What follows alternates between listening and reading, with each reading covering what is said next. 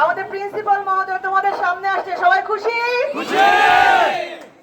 প্রত্যেকের দাবি ছিল স্যার আসবে, আসছে। স্যার এখন তোমাদের প্রত্যেকটা দাবি নিয়ে কথা বলবে। আসসালামু আলাইকুম। আজকে উপস্থিত আমার শিক্ষক পরিষদের সকল সদস্যবৃন্দ, উপস্থিত বৈষম্য বিরোধী ছাত্র আন্দোলনের আমার প্রান্তীয় শিক্ষার্থী, আজকে আমাদের এই মঞ্চে দাঁড়িয়ে আমি প্রথমেই বৈষম্য বিরোধী আন্দোলনের যারা শহীদ হয়েছে তাদের বিদায় মাগফিরাত কামনা করছি, যারা আহত হয়েছে তাদের দ্রুত আরোগ্য কামনা করছি। এ বিষয়ে শিক্ষক পরিষদে আমরা দোয়া পরিচালনা করেছি, পরবর্তী আরো কিছু কার্যক্রম থাকবে, সেটা তোমাদেরকে সাথে নিয়েই হবে। আমি এক কথায় তোমাদেরকে একটা কথা বলি, তোমাদের কাছে, তোমরা আমার কাছে 17টি পয়েন্টে দাবি উপস্থাপন করেছিলে। কতগুলি আমি গতকালকেও বলেছি, কতগুলি আমাদের সীমানার বাইরে, এটা আমাদের কলেজের ক্ষমতার মধ্যে নাই। সেগুলি নিয়ে আমরা সচেষ্ট থাকবো, তোমাদের সহযোগিতা নিয়েই সচেষ্ট থাকবো। সেই বিষয়গুলি ছাড়া বাকি সকল দাবি আমরা মেনে নিয়েছি।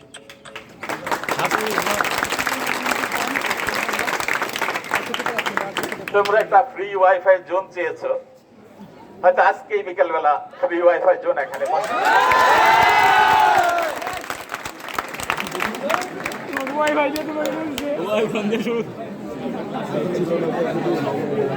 ছাত্র রাজনীতি বন্ধের বিষয়ে কথা বলেছ। স্বায়ত্তশাসিত যে প্রতিষ্ঠানগুলি আছে, যেমন বিশ্ববিদ্যালয়, তারা নিজেরা নিজেদের সিদ্ধান্ত নিতে পারে, কিন্তু কোন সরকারি প্রতিষ্ঠান ছাত্র রাজনীতি বন্ধের সিদ্ধান্ত নিতে পারে না। সেই বিষয়গুলি অলরেডি গতকাল বা পরশু দিনের উপদেষ্টা কমিটির সভায় আলোচনা হয়েছে। সহসাই হয়তো কেন্দ্রীয় ভাবে আমরা একটা নির্দেশনা পাব। যতক্ষণ সেই নির্দেশনা আমরা না পাবো, ততক্ষণ আমরা সকল শিক্ষক পরিষদের সমন্বয়ে তোমাদেরকে নিয়ে আমরা কলেজ পরিচালনা করবো ইনশাআল্লাহ।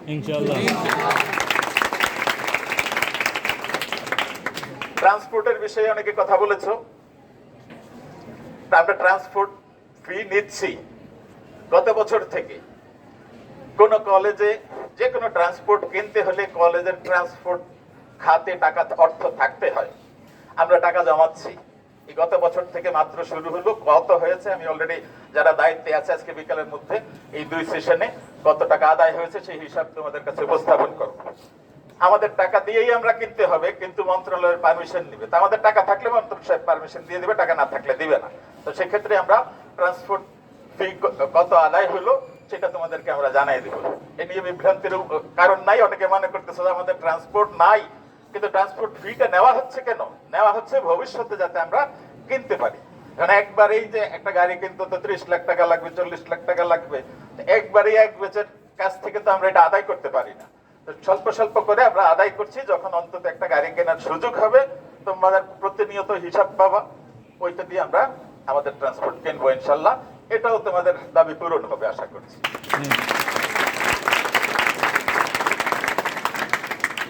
এছাড়া লাইব্রেরির বিষয়ে বলেছ, একটা গণ লাইব্রেরি কথাটা আমরা নেই না। একটা লাইব্রেরি আছে, ঠিক আছে, বাট এই লাইব্রেরি সকাল 8টা থেকে 5টা পর্যন্ত তোমাদের জন্য খোলা থাকে। স্পোর্টস রুম, আগে আমাদের একটা বিষয় ছিল যে সকালের বেলাটা যদি আমরা খোলা রাখি, অনেকে ক্লাসের টাইমে গিয়ে খেলে। তো আমরা আলোচনা করছি, সে যদি খেলার সুযোগ না পাবে বাইরে গিয়ে আড্ডা মারবে, যে ক্লাস করবে না সে বাইরে গিয়ে আড্ডা মারবে। তার চেয়ে আমরা সকাল 8টা থেকে বিকাল 4টা পর্যন্ত আমাদের শারীরিক শিক্ষার যে কমন রুম যেটা আমরা বলি, ওইটা খোলা থাকবে।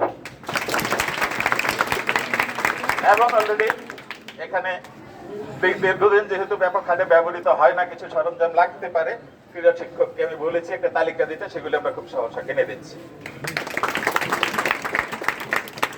ক্যাফেটেরিয়ার কথা বলেছ, ক্যান্টিন বা ক্যাফেটেরিয়া, এটার জন্য তোমাদের কাছ থেকে আমরা একটা প্রস্তাবনা চাইবো যে কিভাবে করলে জিনিসটা ভালো হয়। তোমাদের সাথে কোঅর্ডিনেট করবে আমাদের শিক্ষক পরিষদ। এরপরে তোমাদের এবং শিক্ষক পরিষদ মিলে যে প্রস্তাবনা হবে সেটাই আমরা বাস্তবায়ন করব।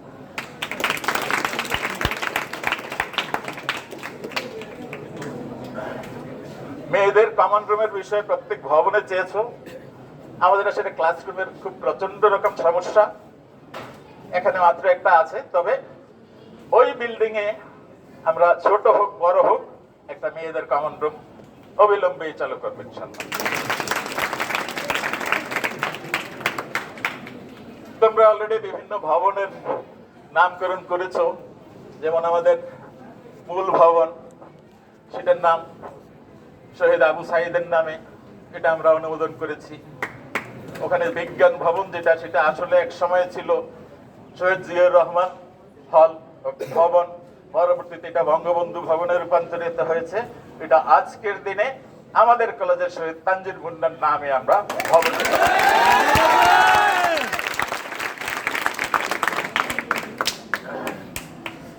তোমরা জানো মীর মুগ্ধ শিক্ষক আইসিটি বিশেষজ্ঞ ছিল, আন্তর্জাতিক ভাবেই ফ্রিল্যান্সিং করেছে, অনেক অনেক ডলার কামাই করেছে। এই জন্য আইসিটি ভবনটি আমরা মীর মুগ্ধর নামে রাখাচ্ছি।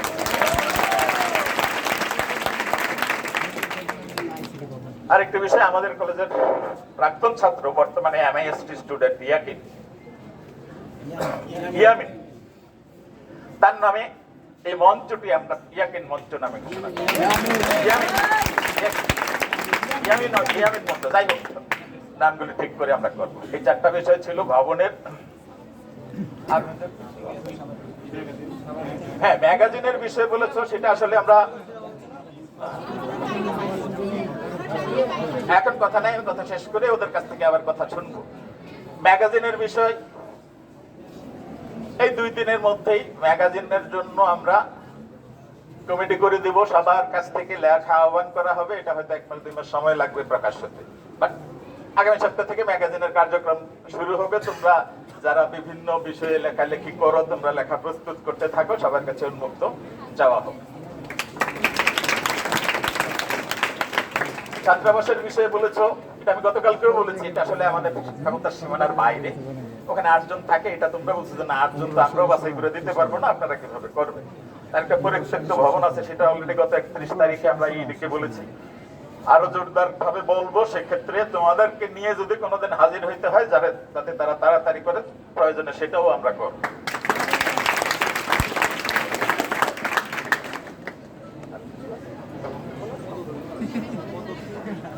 আর সবশেষ যে বিষয়টা বলতে চাই, তোমরা 3 জন সাধারণ শিক্ষকের কথা বলেছো, তোমাদের বৈষম্য বিরোধী আন্দোলনে তারা বিরোধিতা করেছে, ওনারা নিজেরা উপস্থিত ছিল, উপস্থিত থেকে বক্তব্য দিয়েছে। আমি বলেছি তারা এই বক্তব্যটাই লিখিত আকারে আমার কাছে দিতে, আমি যাচাই করে দেখবো, তোমাদেরও প্রয়োজনে সাক্ষাৎকার নেব। আপাতত এই 3 জনের বিষয়ে সিদ্ধান্ত হলো তাদের কাছ থেকে লিখিত নেওয়া। এবং ওইটার মধ্যে আরেকটা বিষয় ছিল, তোমরা কি শব্দ ব্যবহার করেছো সেটা আমরা ব্যবহার করব না, বাট ভারপ্রাপ্ত উপাধ্যক্ষ, বাংলাদেশে কোন সরকারি কলেজে ভারপ্রাপ্ত উপাধ্যক্ষ বলতে কোনো পদ নাই। এ কারণে বর্তমানে যিনি আছেন তাকে আমরা এই পদ থেকে অব্যাহতি দেওয়ার সিদ্ধান্ত নিয়েছি।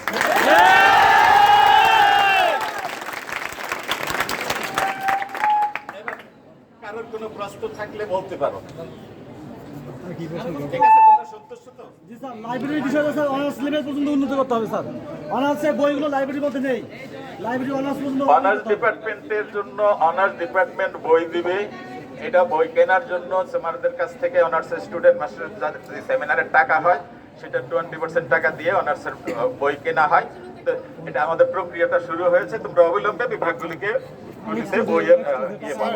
স্যার গণ লাইব্রেরিতে সকাল থেকে যে 5টা পর্যন্ত যে আমরা থাকবো, সেটা যেন আমাদের অনার্স লেভেলে সবাই থাকতে পারি, সেটা একটু সবাই থাকতে পারবে। এখন আমাদের সম্পদ যা আছে সেটাই আপাতত ব্যবহার করতে হবে। কিভাবে আমরা এটাকে পরবর্তীতে আরো উন্নত করব সেই বিষয়টা তোমাদের সাথে আলোচনা করে আবার করবো। বাট আপাতত বিষয় হলো 8টা থেকে 5টা পর্যন্ত খোলা থাকবে, গণহারে সবাই ব্যবহার করতে পারবে। যে অনার্সের ছেলের মেয়েরা করবে, ইন্টারমিডিয়েটের ছেলে মেয়েরা পারবে না, বিষয়টা তা না। হ্যাঁ, কলেজের ছাত্র যে কেউ এটা ব্যবহার করতে পারবে।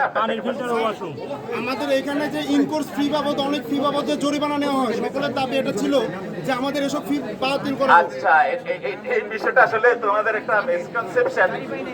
এই কোর্স ফি বা অতিরিক্ত কোনো টাকা নেওয়া প্রবেশপত্র দিয়ে, এটা নিয়ে তুমি দেখো আর কবে, আরো 1 বছর আগেই হয়তো আমি অফিসে আদেশ করে বলে দিছি এই জাতীয় কোনো টাকা পয়সা নেওয়া যাবে না। তারপরেও কেউ যদি নিয়ে থাকে তাকে সতর্ক করা হয়েছে, এখন থেকে আর এই জাতীয় বিষয় থাকবে না।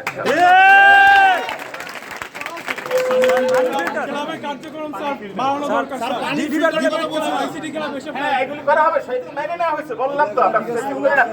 এগুলি কিভাবে করব তোমাদেরকে ডাকা হবে একজন একজন করে। হ্যাঁ, একজন একজন করে না, সবাইকেই আমরা কমিটি করে দেব, তোমাদেরকে ডাকবো, তোমাদের পরামর্শক্রমে কিভাবে কোনটা সুন্দরভাবে করা যায় সেটা আমরা করবো। অলরেডি সিদ্ধান্ত আছে, যেহেতু মাত্র আমরা মিটিংটা শেষ করেছি, এগুলো সব হাতের লেখা, বিস্তারিত একেবারে কনক্রিট যে সিদ্ধান্তটা সেটা তোমরা আজকে না হলেও কালকে পেয়ে যাবে। হ্যাঁ, নিহত আহতদের যে বিষয়টা ছিল সেটা সরকার ইতিমধ্যে সিদ্ধান্ত নিয়েছে, যারা নিহত হয়েছে তাদের পরিবারকে সর্বত রকম সহায়তা করার জন্য, যারা আহত হয়েছে তাদের সকল চিকিৎসার ভার এবং ক্ষতিপূরণ নেওয়ার জন্য। তো সেক্ষেত্রে এটা নিয়ে তোমাদের উদ্বিগ্ন হওয়ার কিছু নাই, সেটা সরকার থেকে আসবে। এছাড়া আমাদের কলেজের যারা আছে তাদেরকে আমরা স্বল্প পরিসরেও যতটুকু পারি আমরা ইনশাল্লাহ সহযোগিতা করব। সেটা তো বলা হয়েছে মেয়েদের কমন রুমের কথা, ওই বিল্ডিং এ আরেকটা অন্তত করা হবে, ঠিক আছে?